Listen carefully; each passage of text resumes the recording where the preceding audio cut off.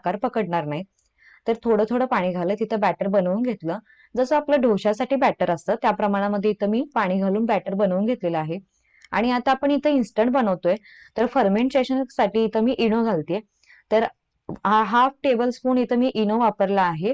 तुम्हाला इनो नसेल घालायचा तर 1 TSP तुम्ही इथं सोड्याचा वापर करू शकता, जो आपल्या घरी खायचा सोडा असतो तो.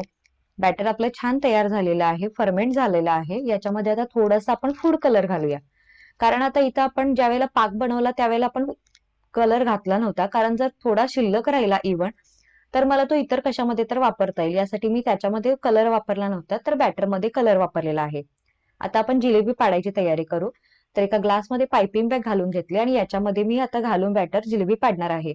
पण आता समजा तुमच्याकडे पायपिंग बॅग नाही, तर आता आपल्या घरी दुधाची पिशवी येते, नाहीतर दुसऱ्या कशाची पिशवी येते. त्याला छोटंसं त्रिकोणी करा पिशवी आणि त्याला होल करून जिलेबी पाडून घ्या. खूप छान